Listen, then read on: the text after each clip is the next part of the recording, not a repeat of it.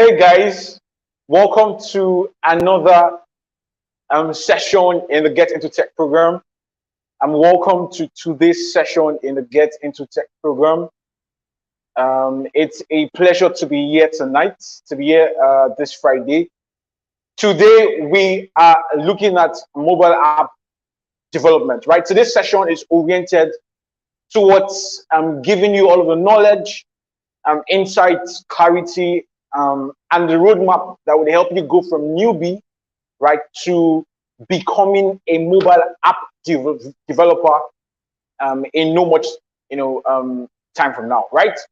If you are joining us for the first time, and you might be wondering what is Get Into Tech. Get Into Tech, Git 2022 is, an initiative created to give you help you find the much needed knowledge, clarity, and roadmap to get started in 12 top career paths in tech, right? And this year. So what we're doing basically is that we're bringing experts in each of these 12 fields, right, to come and share their journeys with you, share their stories with you, right? How were they when they started out? How did they learn? How did they grow their skills? And how did they build that innovative and profitable career in those skilled parts, right? This session is the 8th session. We've covered 7 career paths already, from web development to product design, which is UIUX design, and from product management to blockchain technology to digital marketing to video editing, and today is for mobile app development. What I think to expect in this session, you'll get to learn what mobile app development is all about. You'll get to know what the specializations in this broad field is. You'll get to know how you can grow your skill as a mobile app developer. How can you start to learn to code? What languages should you learn to code?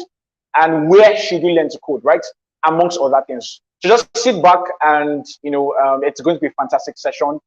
Like I like to do, where are you joining us from, right? I'd like to know where you're joining us from tonight.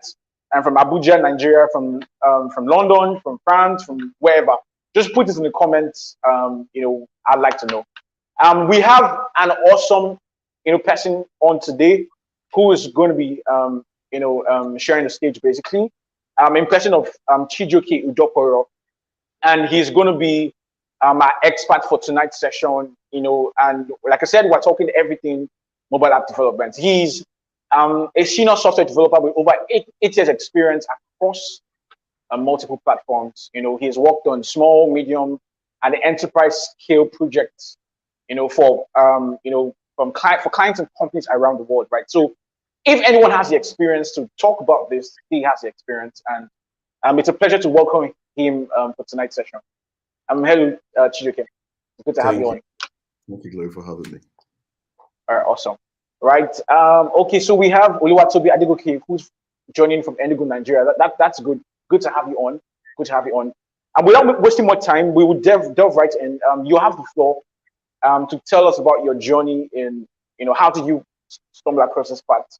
How have you grown in it? What's your experience been like? And how can newbies who are watching this, how can they start their own journey along this field?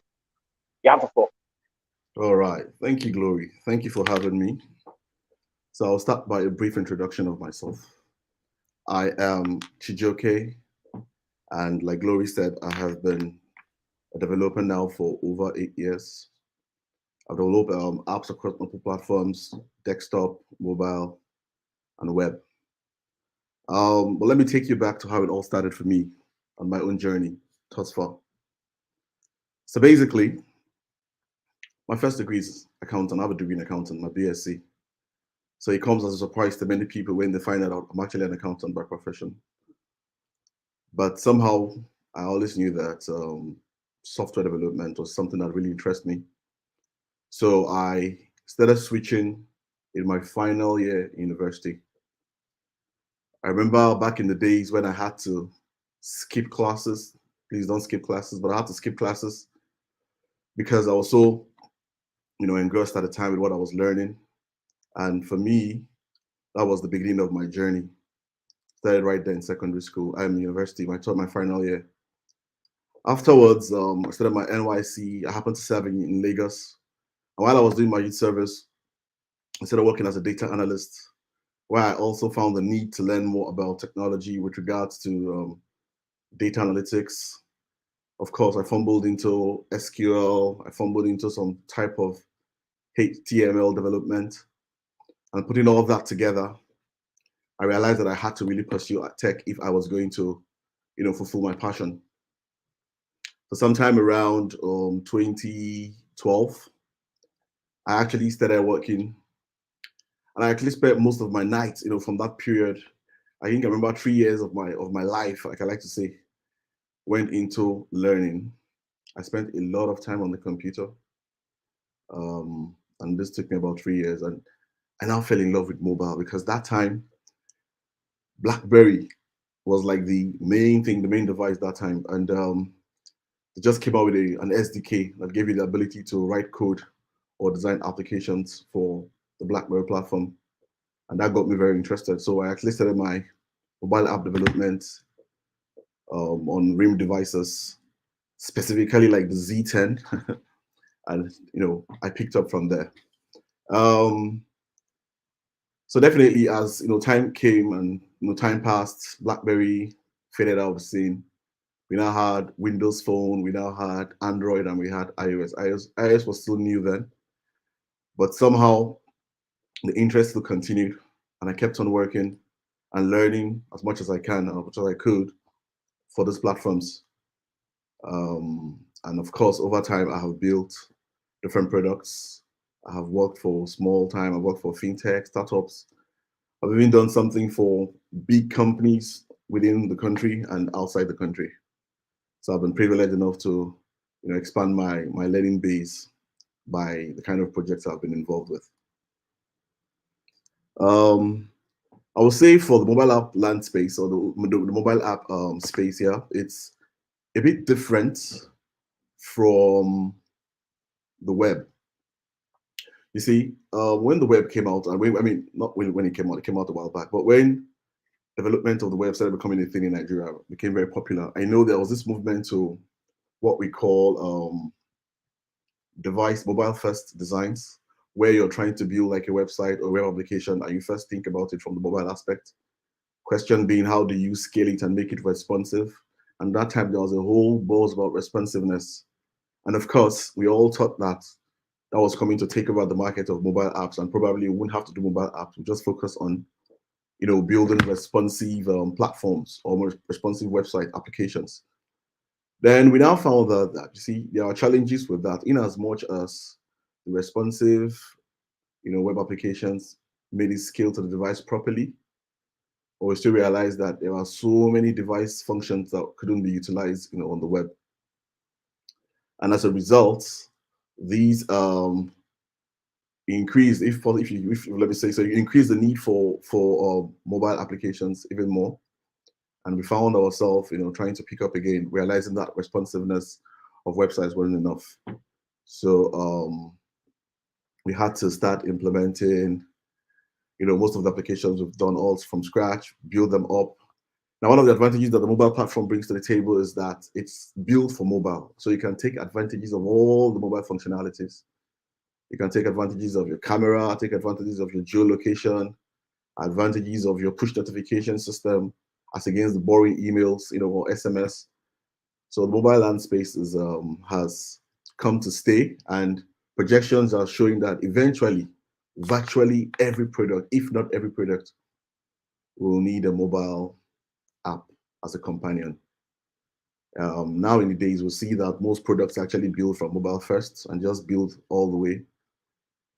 Yeah, and I mean, like Instagram, it's a great example of a product that was first for mobile. I think the web came later on, but it started on mobile and it got big. So the mobile platform is enough itself, to build products and scale your products right there on the platform without necessarily building out a web interface. But I think in general, we're all used to seeing mobile and web for the same product. So let me talk a little bit about mobile interface or what I call it now, mobile landscape. Currently in the world, we have two major platforms. So we have Android and we have iOS. Android belonging to Google and iOS belonging to Apple. Now, there are several challenges that come with build mobile app because of this distinction. You find out that they have two different ecosystem or operating system, and this requires programming with different languages. So for Android, we use Java and Kotlin. Kotlin is relatively new, but Kotlin is used to build apps now. And for iOS, we have Objective-C and we have Swift.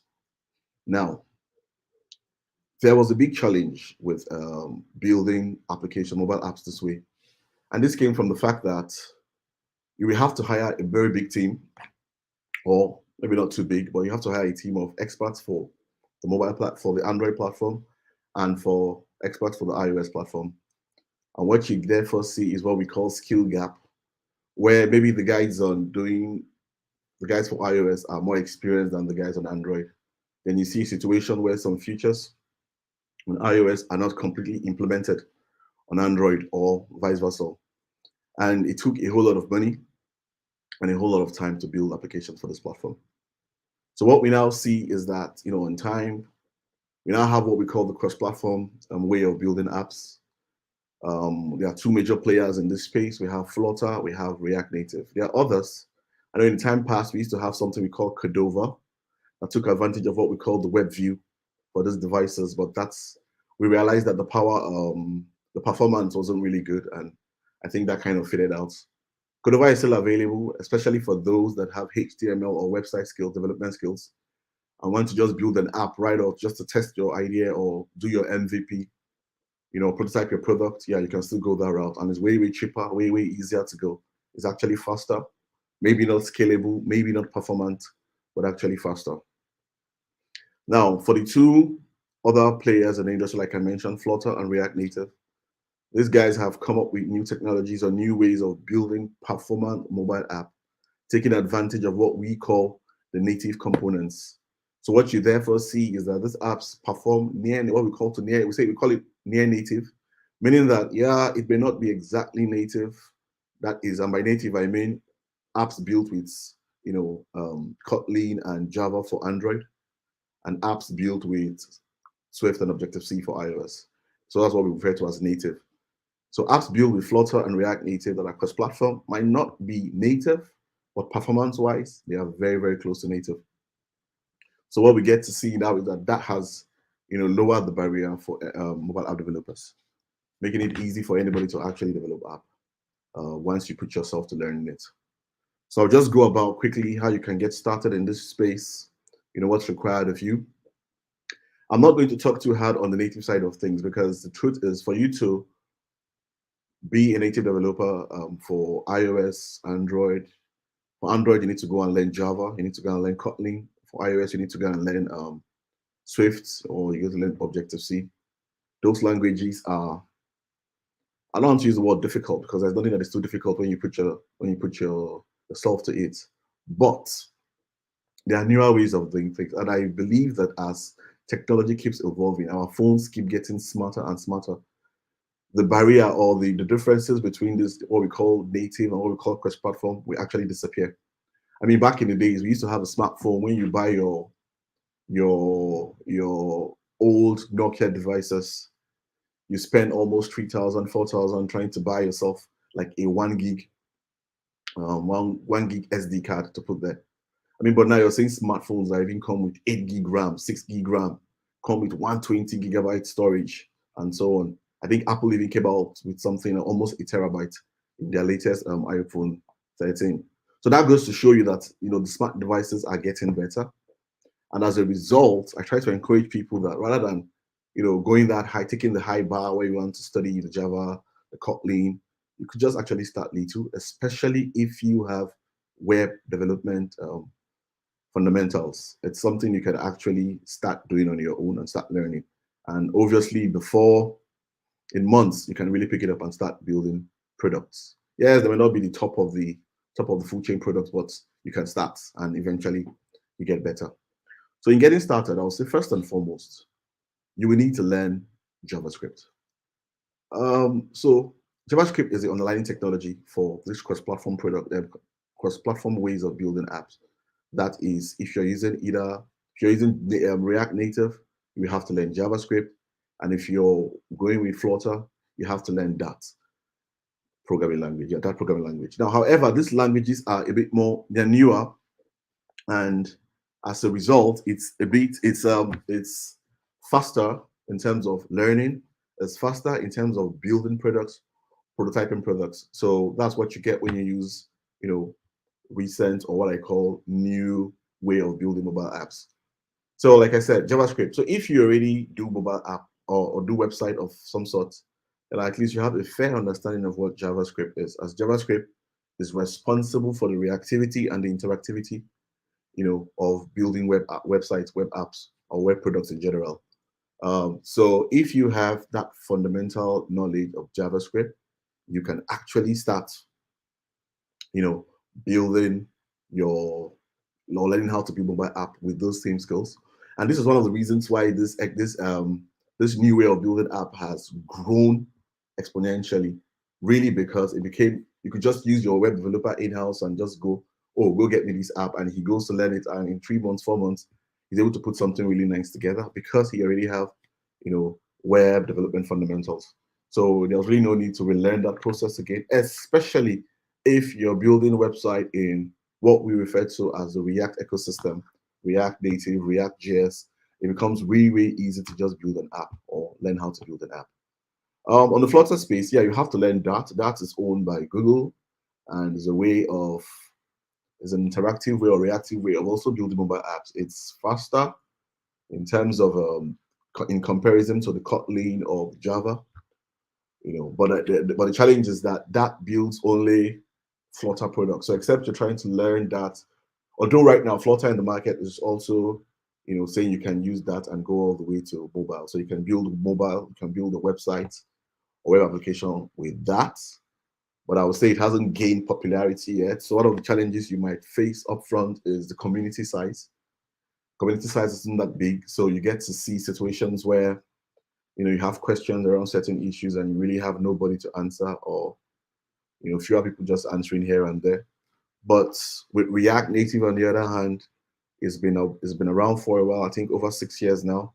So the community is really, really large because of the React ecosystem that is not just mobile, but even web. And like I said, the same skills you use on web are transferable to mobile. Therefore, you get to see a lot of feedback on whatever questions you might have. And so it implies that it might just be an easier way to start, mobile app development journey. And like I said, the good thing is that it's very performant, so you don't get to see lags or performance drops when you're, building your apps. So basically, what you get to see is that you start with your JavaScript, you learn how to build JavaScript. Then I would say some type of user interface design. I saw that in this Getting Started with Tech, we've done something on UI.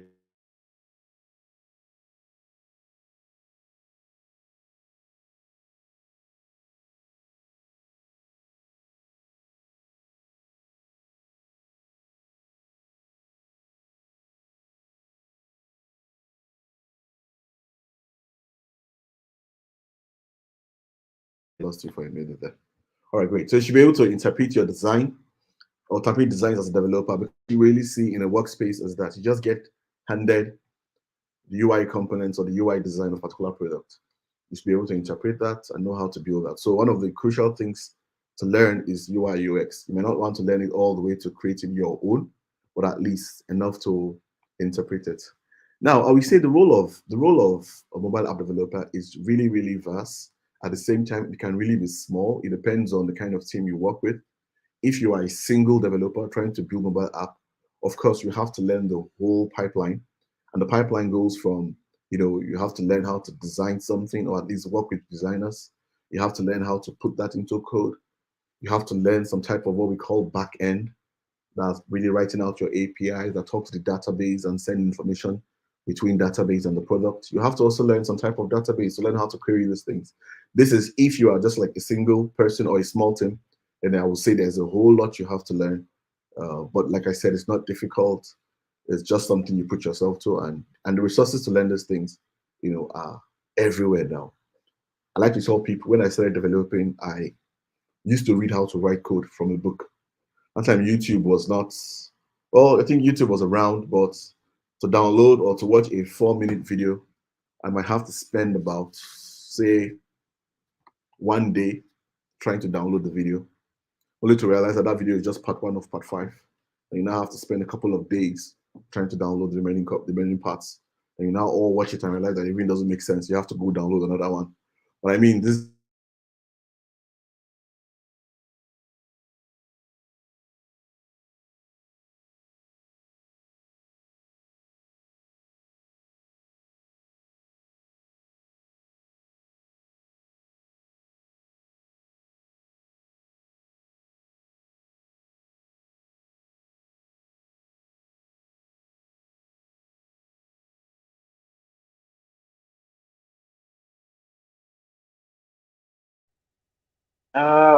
Okay, guys. I think he's having a bit of a network glitch. But if you've been on the session, then I want to believe that you have gotten quite a number of things. I have, because I'm also listening in. Okay, we lost you for a bit. okay. So in wrapping up, Welcome back. what I would Okay. just say is that I would really advise that if you want to get started with mobile app, you should try and look for boot camps around. Try and look for tech centers where you could go and learn. It's easier that way and faster. I spend a lot of time on YouTube watching YouTube videos, tutorials on how to do all these things. Like I said before the line that went off, I was saying technology has improved. It's easy now for us to access so many resources just by clicking a button on YouTube. And there's literally nothing you can't learn on YouTube. So I think it has become more easier. Like I said, the barrier is lower now, and anybody can really do this. Thank you, Glory. Awesome, awesome, awesome. Thank you so much. That was really. I like how you went a little in depth, basically drawing from your experience. There was something you said I caught, which I want to reemphasize for those who are watching online, and that's the fact that if you want to begin the journey as a mobile app developer, then you need to start in JavaScript, right? So last week we had a session on software development, and that was the same thing the expert said, right? Whether if you want to become a software developer, and you want to start this journey at all as a developer, then it makes sense to start from JavaScript. And then I like how you mentioned that having some preliminary knowledge of web development will get to help you on, in your journey to become a mobile app developer. So I want to ask a question while we wait for the audience. So if you have questions in the audience, please drop your questions, basically, so they'll be taken up. Now, I have a question starting, and it has to do with getting jobs as a new mobile app developer, right? Now, we know that the industry is primarily oriented. I mean, the job roles basically being advertised everywhere, which from the small companies to the big ones. Everybody is looking for somebody with experience. Everybody's looking for that mobile app developer that has like at least 5 years experience and has worked on enterprise size and projects, which we know that the person just starting out, obviously, doesn't have that much experience and has not had the opportunity to work on that kind of scale of projects. So what's your advice or counsel for such person, right? How you've learned the skill, you're starting to build, work on little, applications, web apps, and all that.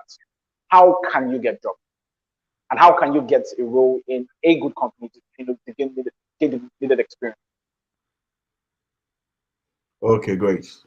So, so I understand your question. You're asking how we could get jobs as basically a beginner. You just learned Yeah. how to, develop, and suddenly you're in a place to want to work and looking for a job. Now, what I try to tell people is this: the best way you can get a job is to sell yourself. And by selling yourself, you see, one thing about software development is I see that develop software development in general, in as much as years of experience really matters, and it actually do matter. Nevertheless, most people would not ask you straight up, how long have you been developing? That's really Doing not it. a question That's really not the question you hear. What they want to see in general is what's your skill level and how useful can you be for a team if we are to get you now or employ you now. So my suggestion is always this: start building products. Your products don't have to be the best. Your products don't have to be. You shouldn't even bother if it's going to the market. But the point is, start building products.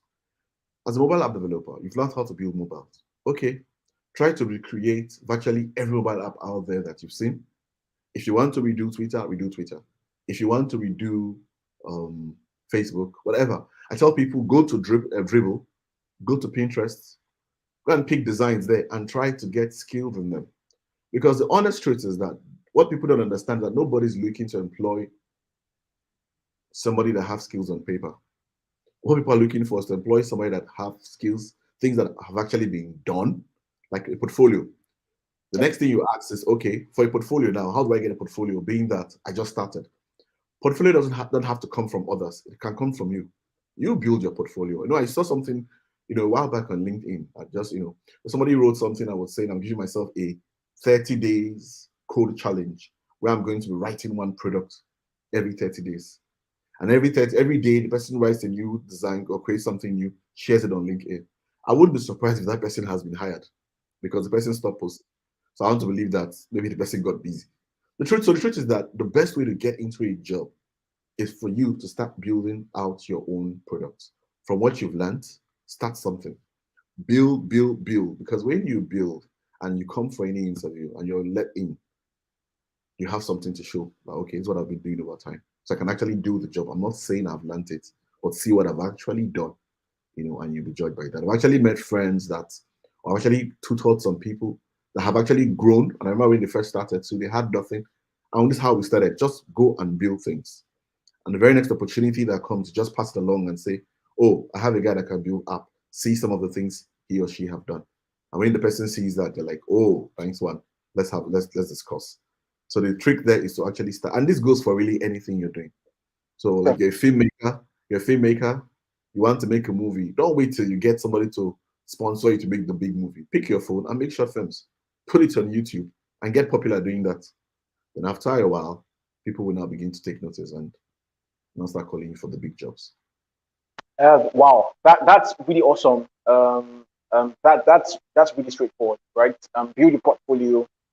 The best way to show you have the skill is not by talking, but it's by actually building, right? Okay, so delving a little into that around building a portfolio.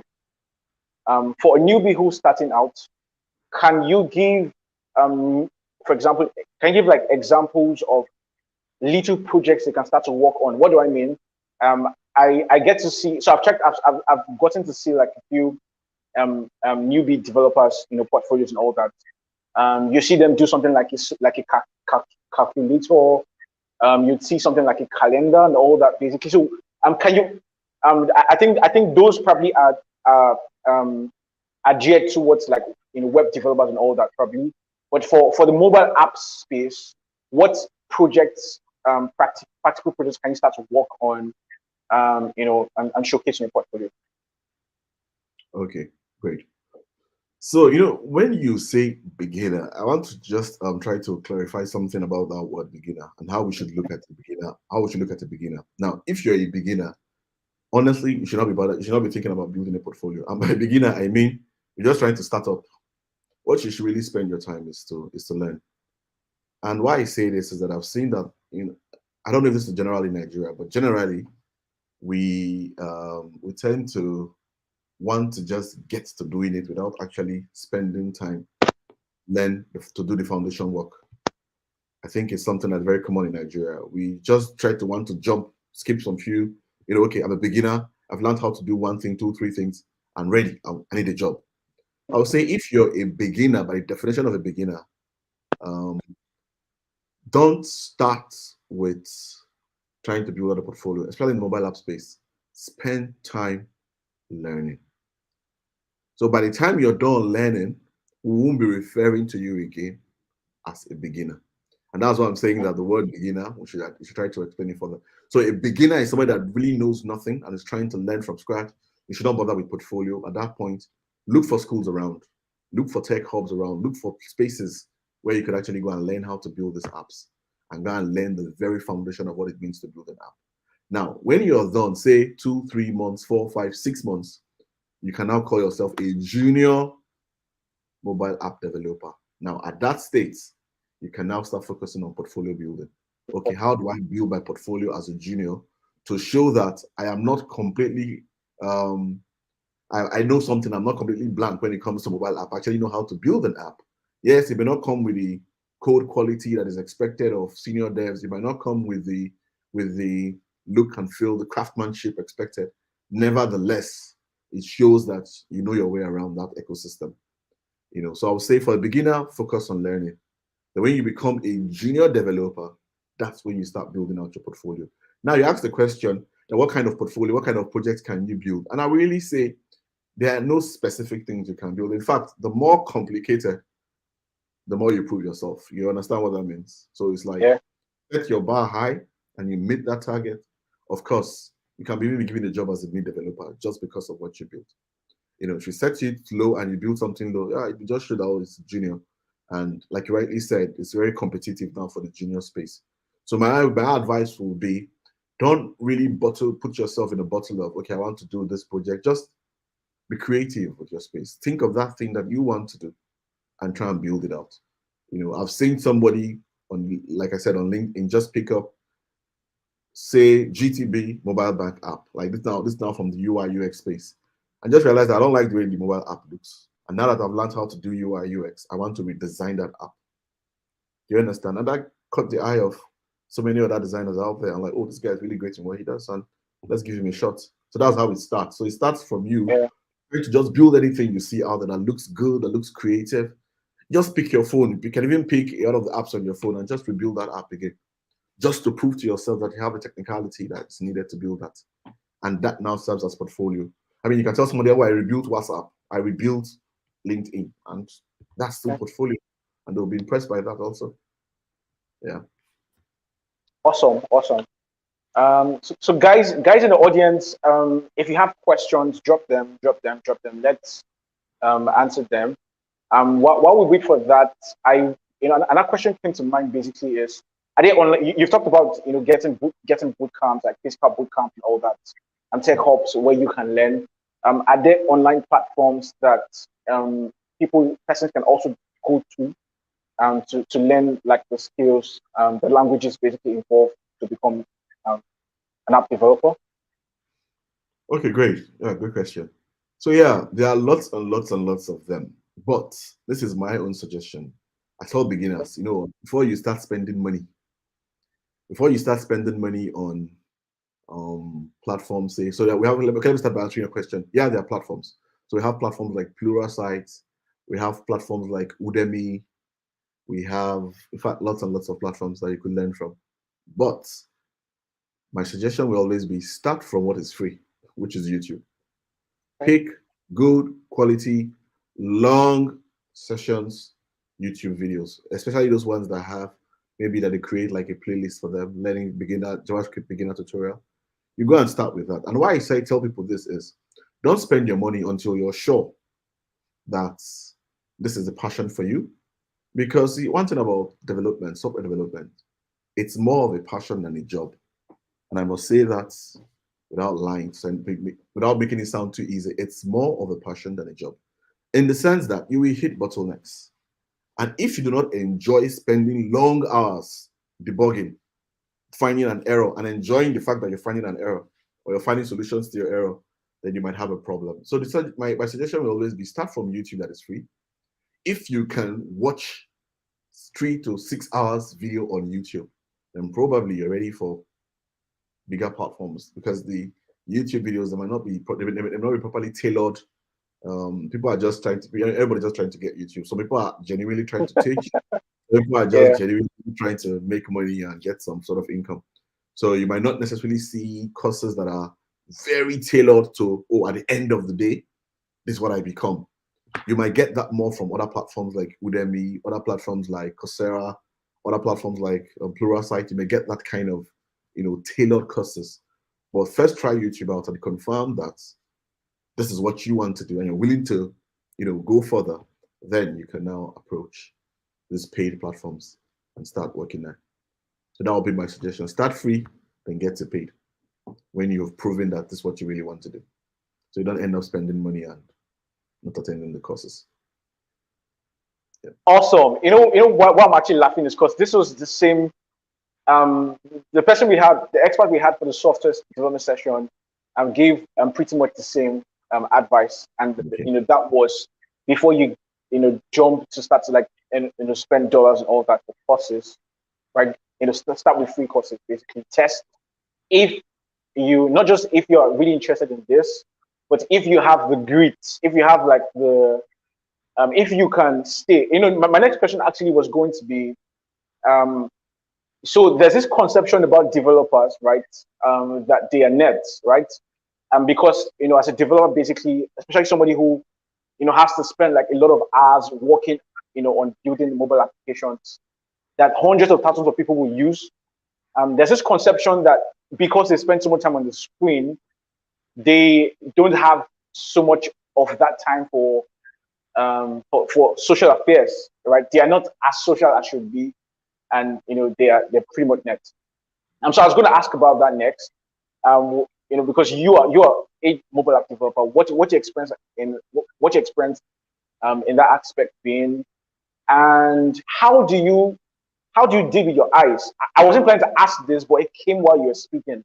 You spend a lot of time on the screen as a software developer, you know, as a web developer, basically, and then more as a mobile app developer. How do you deal with your eyes, taking care of your eyes, of course, because of what too much focus on the screen can do, right? So Yeah. just that, yeah. All right. So basically, about developers being a nerd, being nerds, I won't really say is a thing.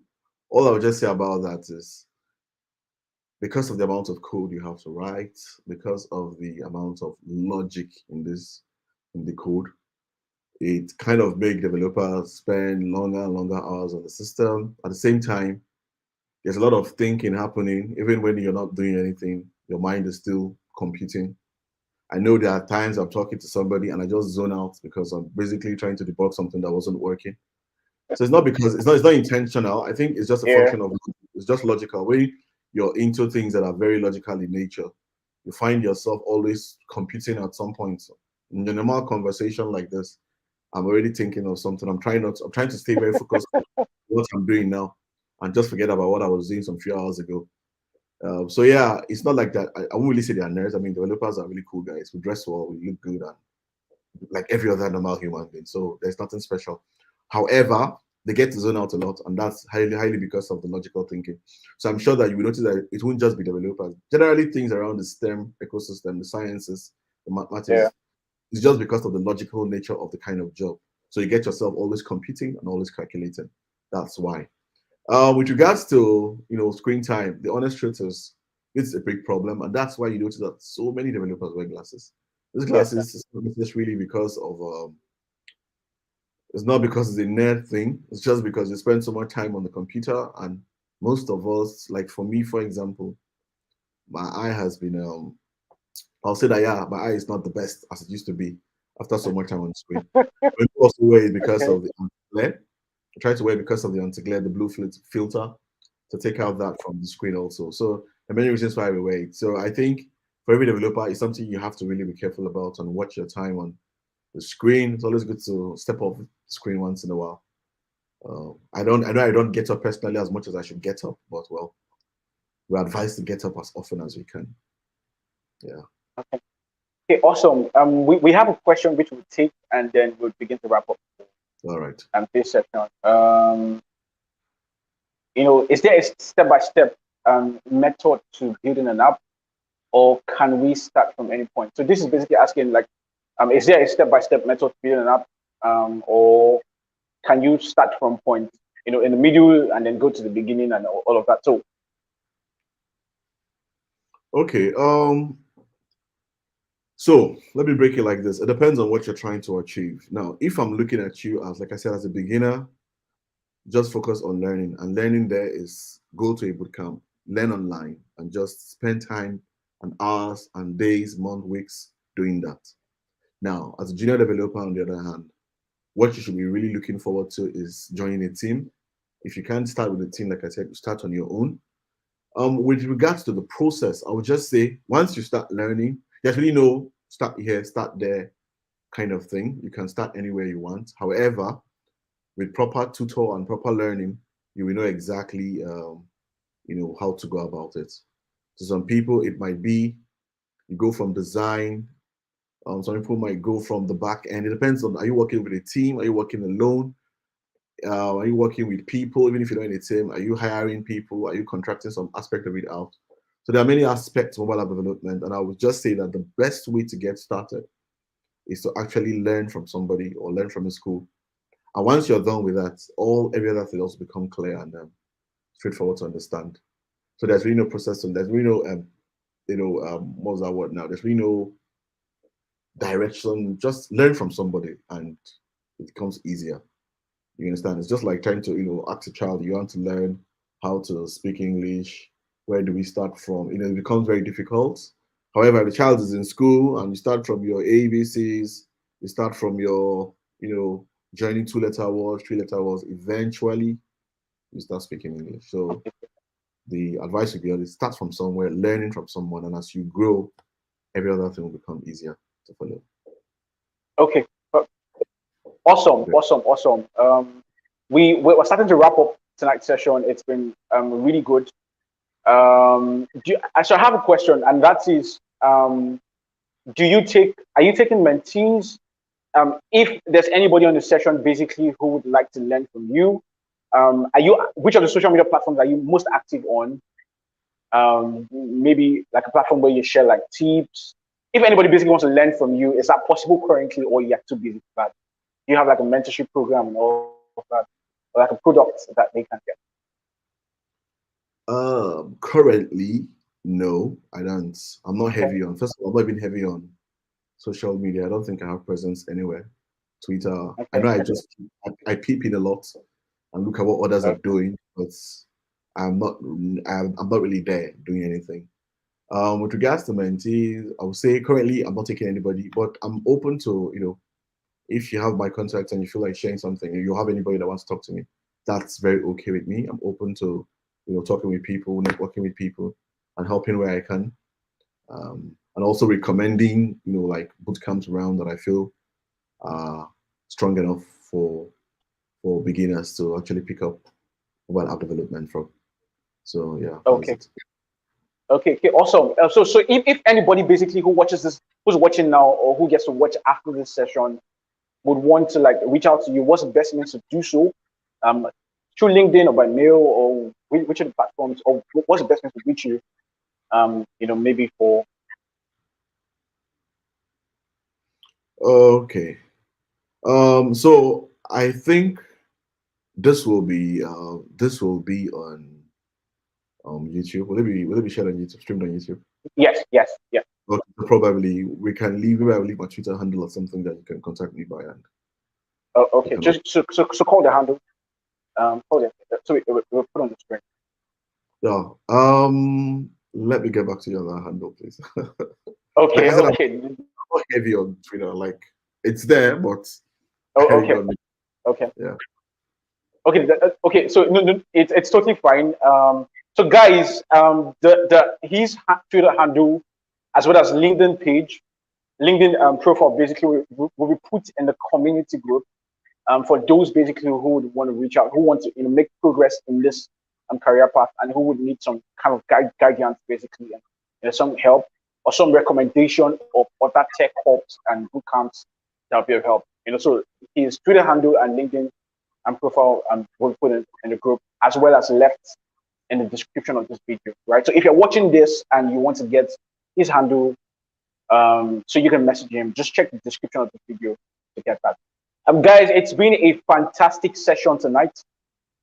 It's been a fantastic time tonight.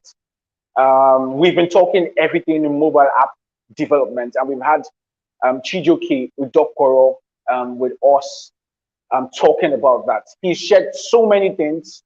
I hope you were taking notes. I hope you were jotting things down for you to take action on. right? I like to end on this note. All of the things you are learning, all of the things that you are hearing, will actually do you no good if you do not practice them, if you do not put them into practice, and if you do not translate all of that knowledge into actual work. It will do you no good, right? So he's said so many things. Basically, one of the things I got clearly is, if you want to begin this journey, begin by learning JavaScript, and then you can learn Flutter, React Native, basically, and all of that, right? So it's been a really great time. Thank you, Chijoke, for joining us tonight. Thank you, Glory, for having Thank me. you for gracing the Getting Tech stage. Yeah.